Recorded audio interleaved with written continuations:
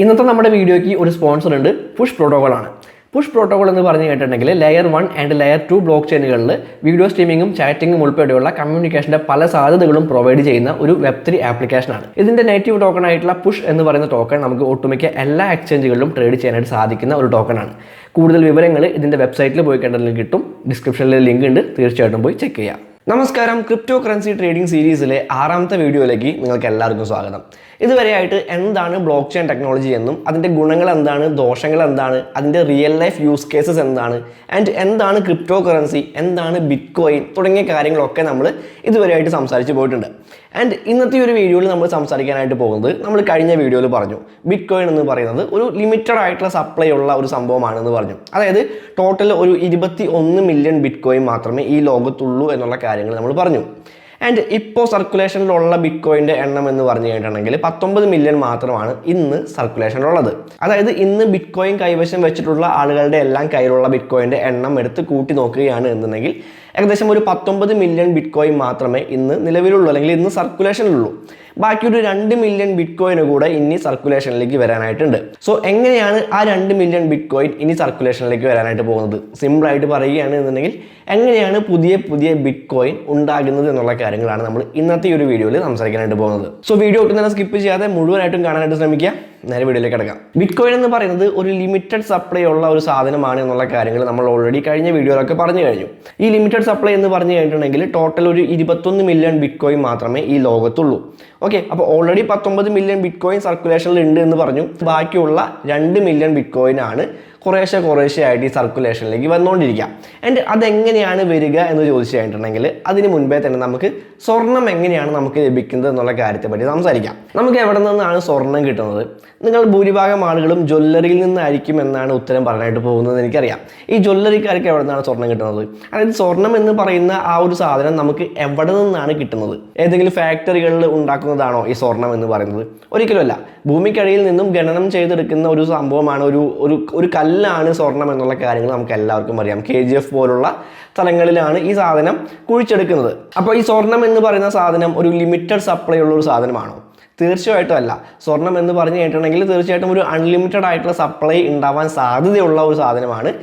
ഇന്ന് നമ്മൾ മനുഷ്യർ കണ്ടെത്തിയിട്ടുള്ളത് വളരെ ലിമിറ്റഡ് ആയിട്ടുള്ള സപ്ലൈ ആണ് എന്ന് വേണമെങ്കിൽ പറയാം. പക്ഷേ മനുഷ്യർ കണ്ടെത്താത്ത ഒരുപാട് സ്ഥലങ്ങളിൽ തീർച്ചയായിട്ടും സ്വർണം ഉണ്ടാവാനായിട്ടുള്ള സാധ്യതകൾ തീർച്ചയായിട്ടും ഉണ്ട്. സോ സ്വർണം എന്ന് പറഞ്ഞു കഴിഞ്ഞിട്ടുണ്ടെങ്കിൽ അതൊരു ലിമിറ്റഡ് സപ്ലൈ മാത്രമുള്ള ഒരു സാധനമാണ് നമുക്ക് ഒരിക്കലും പറയാനായിട്ട് സാധിക്കില്ല. ആൻഡ് എന്തുകൊണ്ട് സ്വർണത്തിന് ഇത്ര വില വരുന്നു എന്ന് ചോദിച്ചു കഴിഞ്ഞിട്ടുണ്ടെങ്കിൽ അത് ഖനനം ചെയ്തെടുക്കാൻ വേണ്ട പ്രോസസ്സിനും കാര്യങ്ങൾക്കൊക്കെ അത്യാവശ്യം പൈസ ചിലവാകുന്നത് കൊണ്ടും അത് നല്ല ഡിമാൻഡുള്ള ഒരു മെറ്റീരിയൽ ആയതുകൊണ്ട്, അല്ലെങ്കിൽ ഡിമാൻഡുള്ള ഒരു സാധനം ആയതുകൊണ്ടുമാണ് സ്വർണത്തിന് ഇത്രയേറെ വില എന്നുള്ളത്. നേരെ മറിച്ച് നമ്മുടെ പറമ്പിലൊക്കെ കാണുന്ന കല്ലുകൾ പോലത്തെ ഒരു സാധനമാണ് ഈ സ്വർണം എന്നുണ്ടെങ്കിൽ അതിന് ഈ പറയുന്ന വില പോയിട്ട് ഒരു രൂപയുടെ വില പോലും അതിന് ഉണ്ടാവാനായിട്ട് സാധ്യതയില്ല. സോ സ്വർണത്തിന് ഡിമാൻഡ് ഉള്ളത് കൊണ്ടാണ്, അല്ലെങ്കിൽ ആ സാധനം കിട്ടാനായിട്ട് വളരെ വലിയ ഡിമാൻഡ് ഉള്ളത് കൊണ്ടാണ് അതിന് ഇത്രയും വില എന്നുള്ളത്. ഓക്കെ, അപ്പോൾ പുതിയതായിട്ടുള്ള ഗോൾഡ് കിട്ടുന്നത് മൈനിങ്ങിലൂടെയാണ്, ഗോൾഡ് മൈനിങ്ങിലൂടെയാണ്. ഓക്കെ, ഗോൾഡ് മൈൻ ചെയ്യുന്ന പ്രോസസ്സ് നിങ്ങൾ തീർച്ചയായിട്ടും കേട്ടിട്ടുണ്ടായിരിക്കും. സോ ആ പ്രോസസ്സിനെ, അതായത് പുതിയതായിട്ടുള്ള സ്വർണം ഉണ്ടാക്കുന്ന പ്രോസസ്സിനെ മൈനിങ് എന്നാണ് നമ്മൾ പറയാം. ആൻഡ് ഈ ബിറ്റ് കോയിൻ എന്ന് പറയുന്ന സാധനം പുതിയതായിട്ട് ഉണ്ടാക്കുന്ന പ്രോസസ്സിനെയും നമ്മൾ മൈനിങ് എന്ന് തന്നെയാണ് പറയുക. ബിറ്റ് കോയിൻ മൈനിങ് എന്നാണ് പറയുക.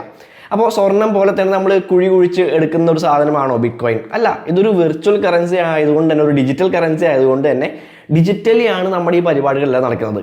അതെങ്ങനെയാണെന്ന് ഞാൻ പറയാം. എന്തിനാണ് ബിറ്റ് കോയിൻ മൈൻ ചെയ്യുന്നത്, അതിൻ്റെ ആവശ്യം എന്താണ് തുടങ്ങിയ കാര്യങ്ങളെ പറ്റി നമുക്ക് ആദ്യമേ സംസാരിക്കാം.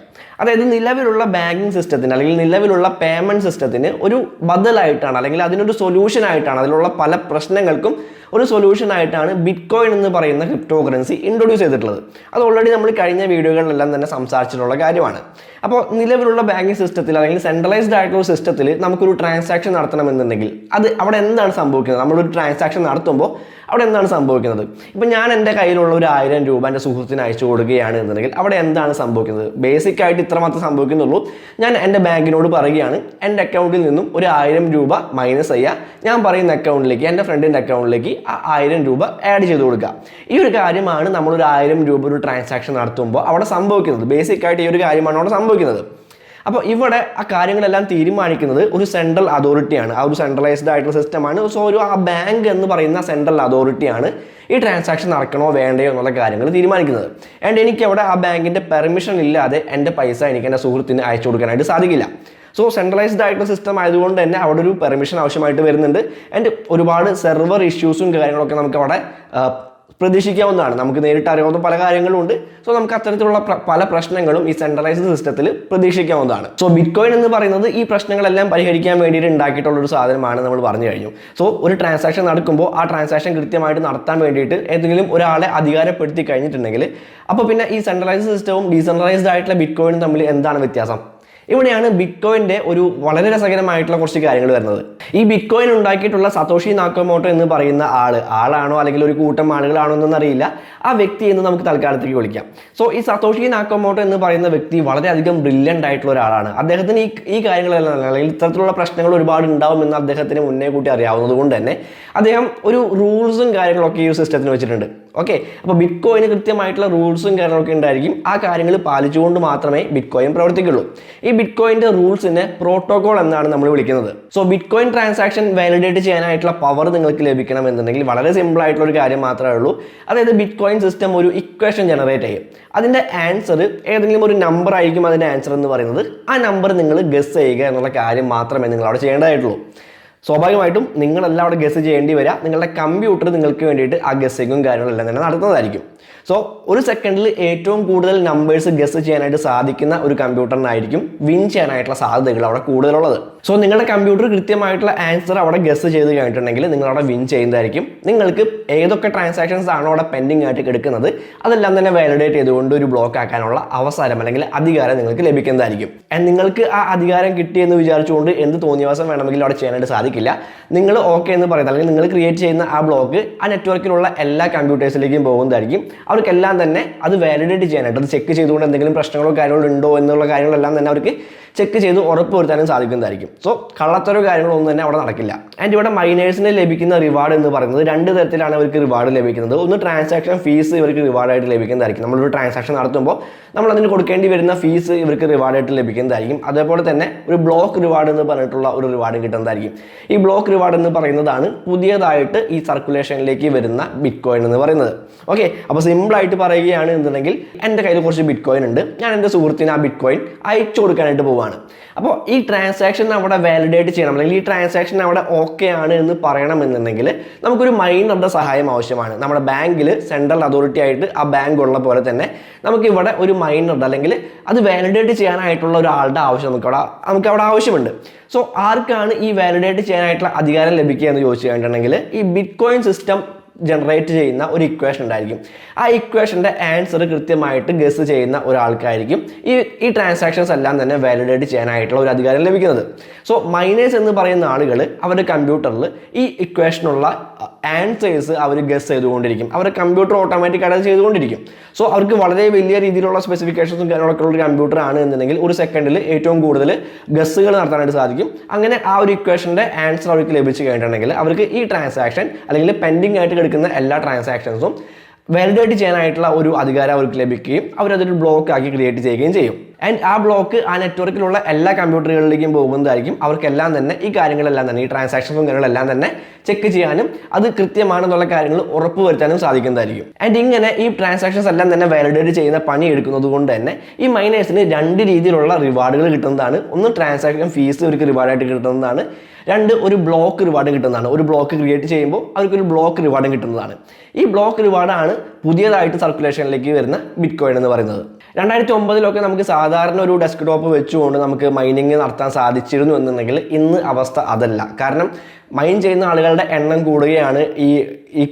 ഈ സിസ്റ്റം ജനറേറ്റ് ചെയ്യുന്ന ഇക്വേഷൻ കൂടുതൽ ടഫായിക്കൊണ്ടിരിക്കുകയാണ്. സോ മോർ കമ്പ്യൂട്ടിംഗ് പവർ ഉണ്ടെങ്കിൽ മാത്രമേ കൃത്യമായിട്ടുള്ള ഗസ്സിങ്ങും കാര്യങ്ങളും നടത്താനായിട്ട് സാധിക്കുള്ളൂ. സോ അതുകൊണ്ട് തന്നെ വളരെ വലിയ സ്പെസിഫിക്കേഷൻസും കാര്യങ്ങളൊക്കെ ഉള്ള കമ്പ്യൂട്ടർ വെച്ചുകൊണ്ട് മാത്രമേ നമുക്ക് ഇന്ന് ബിറ്റ്കോയിൻ മൈനിങ് നടത്താനായിട്ട് സാധിക്കുള്ളൂ.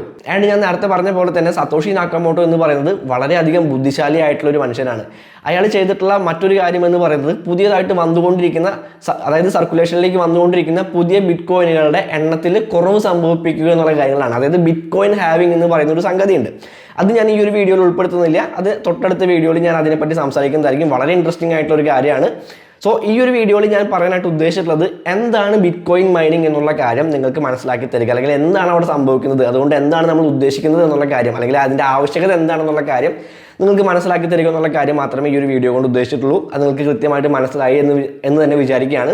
തൊട്ടടുത്ത വീഡിയോയിൽ ബിറ്റ് കോയിൻ മൈനിങ് പോലെ തന്നെ വളരെയധികം ഇമ്പോർട്ടൻ്റ് ആയിട്ടുള്ള ബിറ്റ് കോയിൻ ഹാവിങ് എന്താണെന്നുള്ള കാര്യങ്ങൾ നമ്മൾ തീർച്ചയായിട്ടും അറിഞ്ഞിരിക്കേണ്ടതുണ്ട്. ബിറ്റ് കോയിൻ ഹാവിങ് എന്താണെന്ന് അറിഞ്ഞാൽ മാത്രമേ നമുക്ക് എന്തുകൊണ്ടാണ് ബിറ്റ് കോയിൻ ഇത്രയധികം വില വർദ്ധിച്ചുകൊണ്ടിരിക്കുന്നത്, അല്ലെങ്കിൽ ഒരു ബിറ്റ് കോയിൻ്റെ വില നമുക്കറിയാം, അത്ര വലിയ ഒരു വില എന്തുകൊണ്ട് ബിറ്റ് കോയിന് വന്നു എന്നുള്ള കാര്യങ്ങൾ നമുക്ക് അറിയണമെന്നുണ്ടെങ്കിൽ ആ വീഡിയോ തീർച്ചയായിട്ടും കാണേണ്ടതാണ്. സോ ഉടനെ തന്നെ ആ ഒരു വീഡിയോ വരുന്നതായിരിക്കും. സോ എല്ലാവരും നല്ല രീതിയിൽ തന്നെ കാര്യങ്ങൾ മനസ്സിലാക്കാനായിട്ട് ശ്രമിക്കുക. എന്തെങ്കിലും ഡൗട്ട്സോ കാര്യങ്ങളോ ഉണ്ടെന്നുണ്ടെങ്കിൽ തീർച്ചയായിട്ടും താഴെ കമൻറ്റ് ബോക്സിൽ ചോദിക്കുക, അല്ലെങ്കിൽ നമ്മുടെ കമ്മ്യൂണിറ്റി, നമ്മുടെ വാട്സപ്പ് അല്ലെങ്കിൽ ടെലഗ്രാം കമ്മ്യൂണിറ്റിയിൽ ജോയിൻ ചെയ്യുക. അതിൽ നിങ്ങൾക്ക് ഡൗട്ട്സ് ചോദിക്കാവുന്നതാണ്. എല്ലാവരും അടിപൊളിയായിട്ട് തന്നെ ട്രേഡ് ചെയ്യുക, അല്ലെങ്കിൽ അടിപൊളിയായിട്ട് തന്നെ കാര്യങ്ങൾ പഠിക്കാനായിട്ട് ശ്രമിക്കുക. എപ്പോഴും മാർക്കറ്റ് അനാലിസിസ് വീഡിയോസ് ഒക്കെ ചെയ്ത് എപ്പോഴും ട്രേഡ് ചെയ്യുക എന്നുള്ള കാര്യങ്ങളാണ് വായിൽ വരുന്നത്. സോ എല്ലാവരും അടിപൊളിയായിട്ട് തന്നെ പഠിക്കാനായിട്ട് ശ്രമിക്കുക. നമ്മൾ ഉടനെ തന്നെ ട്രേഡിങ്ങിലേക്കും കാര്യങ്ങളിലേക്കും കടക്കുന്നതായിരിക്കും. വീഡിയോ ഇഷ്ടപ്പെടുന്നുണ്ട് എന്നുണ്ടെങ്കിൽ തീർച്ചയായിട്ടും ഒരു ലൈക്ക് വീഡിയോയ്ക്ക് കൊടുക്കാനായിട്ട് ശ്രമിക്കുക. നമ്മുടെ യൂട്യൂബ് അൽഗോരിതത്തിന് കൂടുതൽ ആളുകളിലേക്ക് നമ്മുടെ വീഡിയോ എത്തിച്ചു കൊടുക്കാനായിട്ട് ഏറ്റവും കൂടുതൽ സഹായിക്കുന്നത് നിങ്ങളുടെ ലൈക്കുകളായിരിക്കും. അടുത്തൊരു വീഡിയോയിലാണ്.